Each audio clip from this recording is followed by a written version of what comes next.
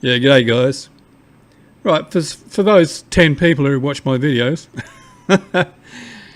just putting together the last two videos I put up, I talk about whether the 4JX1 Isuzu Trooper is a money pit, a waste of money, or is it worth maintaining? And my conclusion really is, yeah, it is, The next video I put up was on my Toyota Land Cruiser 80 series, already 20 years of age.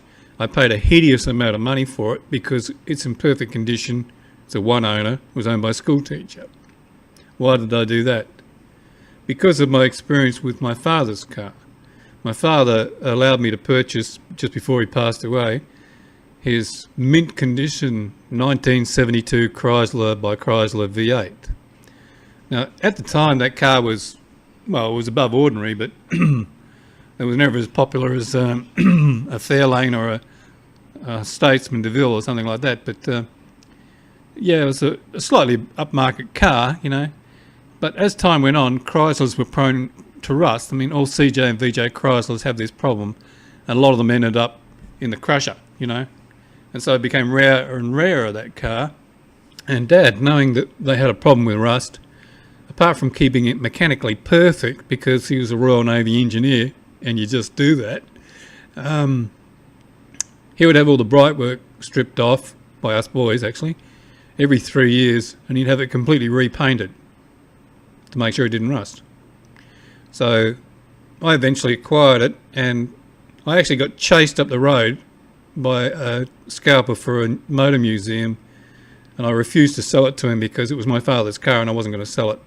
He actually got his wife, this guy came from New Zealand, he got his wife and came and visited me out here on my property, and eventually offered me $50,000 for it, and I couldn't turn it down.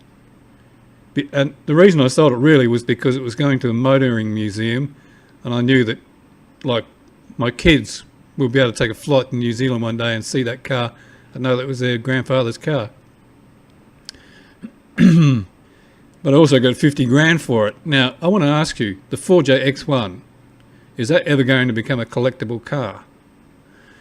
Well, what is the history of the 4JX1 Isuzu? It was the first mass-produced vehicle that utilised direct injection computer controlling. The first. It was the first mass-produced vehicle, or perhaps I should add, that had computer-controlled direct injection in a diesel engine, as well as all the other technology, 4 valves per cylinder, double overhead cam, turbocharging, blah, blah, blah. It was groundbreaking, and it received a lot of engineering awards at the time. It's actually a unique vehicle. Now, added to that, because it was unique, a lot of mechanics just didn't know how to repair it, and a lot of them ended up in the crusher for that reason. So, did I ever sell my Jackaroo? Well, I sold one of them, but I always keep the best one. I keep it on a property up in Central Australia in a shed, because in Central Australia, machines never rust, they never deteriorate, because it never rains, right? And whenever I get time, I go up there and I do a bit more work on it, and I maintain it in perfect condition. I'm trying to make it better than perfect, because I think it's going to be worth an awful lot of money at one time or another, because one, it will be very rare. Two, it's unique, it's got history, it's got heritage. And three, because it is a really good vehicle, it does its job very well. It's a very good example of a rugged four-wheel drive with a solid chassis, which is becoming a very rare thing. Now, that's why I bought the Toyota Land Cruiser. It weighs 2.7 tonne. How much does the Jackaroo weigh? 2.4 tonne, I think, isn't it?